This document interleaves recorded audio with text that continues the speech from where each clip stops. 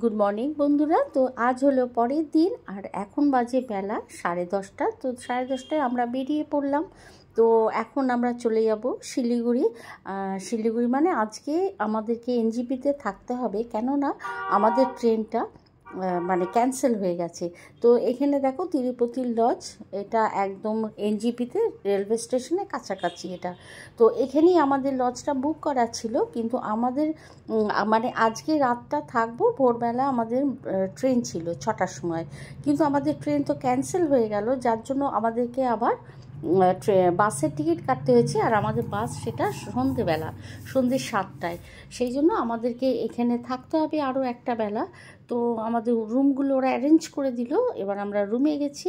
তো চলো আরও একবার তোমাদের দেখিয়ে দিই রুমটা। এটা হচ্ছে আমাদের রুম। এখানে একটা মানে ডাবল বেড আছে, আর এ পাশে একটা সিঙ্গেল বেড আছে দেখো।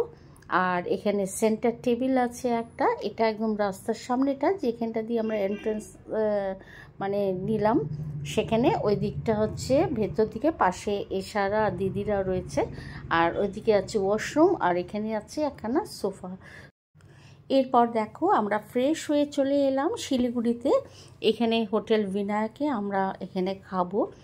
আর দিদির যেহেতু শরীরটা ভালো লাগছে না, সেই জন্য দিদি গুনগুনকে নিয়ে রুমেই রয়ে গেল, আর দিদির খাবারটা আমরা অ্যারেঞ্জ করে দিয়েছি ওখানে। এখানে আমরা সবাই খেতে চলে এলাম। আর এই হোটেল বিনায়ক ভীষণ ভালো একটা হোটেল অ্যান্ড রেস্টুরেন্ট। এইখানে তোমরা ইচ্ছে করলে রুম নিতে পারো, double bed, triple bed, 4 bed, ভীষণ ভালো, রিজনেবল প্রাইস, খুব সুন্দর। আমরা আগের বার এসে থেকেছিলাম, আর এদের ফুডিংও ভীষণ ভালো। তো সেই জন্য আমরা, যেহেতু আমাদের ভোরবেলার ট্রেন ছিল, সেই জন্য আমরা এনজিপিতে এবার ওই রুম নিয়েছিলাম ওই হোটেলের। আর যদি আগে জানতাম যে আমরা বাসেই যাবো, তাহলে আমরা এই হোটেলটাই আমরা নিতাম, কিন্তু আমাদের তো ক্যান্সেল হয়ে গেছে তাই। তো চলো, কী আর করা যাবে, ভীষণই ভালো এই যেখানে আমরা আছি সেটাও খুব ভালো।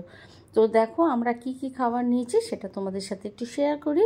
এখানে আছে থালি, এটা ফিশ থালি দেখো। এখানে বাসমতি রাইস, ডাল, এখানে একটা দিয়েছে পটল আলু তরকারি, ভীষণ ভালো হয়েছিল খেতে। এখানে উচ্ছে আলু ভাজা, স্যালাড, একটা গোলাপ জামুন, রুটি, পাঁপড়, আর কাতলা মাছ, মাছের পিসটাও ভীষণ ভালো দিয়েছে। আর এখানে আমি এসার জোজো খাবো, চিকেন বিরিয়ানি নিয়েছি আমরা, এখানে রায়তা দিয়েছে আর আচার দিয়েছে।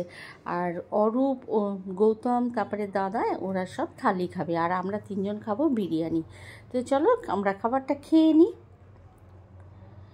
এরপর দেখো সন্ধেবেলা এক পশলা বৃষ্টি হয়ে গেল, তো বেরোতে পারলাম না। তারপরে খানিকক্ষণ পরে একটু বৃষ্টিটা কমেছে, পরে আমরা বেরোলাম, একটু আবার শিলিগুড়িতে চলে এলাম। এখানে দেখো আমরা হংকং মার্কেটে একটু ঘুরতে এসেছি, কিন্তু আসলে কী হবে, বৃষ্টি মাঝে মাঝে হচ্ছে বলে, আর সন্ধ্যের পর থেকে নাকি প্রতিদিনই বৃষ্টি হচ্ছে, যার জন্য হংকং মার্কেট বিকেল অবধি ভালো থাকছে, তারপরে অনেক দোকানই বন্ধ হয়ে যাচ্ছিল।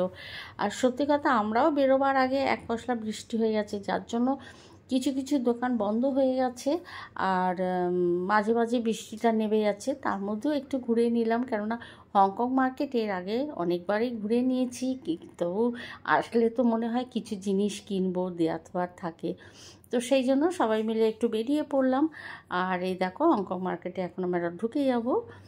আর জিনিস মোটামুটি এবারে খুব ভালো লাগলো না, কেননা ম্যাক্সিমাম দোকানগুলো তাড়াতাড়ি বন্ধ হয়ে গেল, আর আমাদের যেতে একটু দেরি হয়েছে, প্রায় 8টা বেজে গেছিলো আমাদের যেতে, কেননা বৃষ্টি পড়ছিল। আসলে এনজিপি থেকে শিলিগুড়ির ডিস্টেন্সটা অনেকটাই, আর টোটো করে আসতে প্রায় অনেকটা সময় লেগে যায়। তো সেই জন্য আমাদের বৃষ্টির জন্য একটু দেরি হয়ে গেছিলো, তো তবু দোকান অনেকই খোলা ছিল।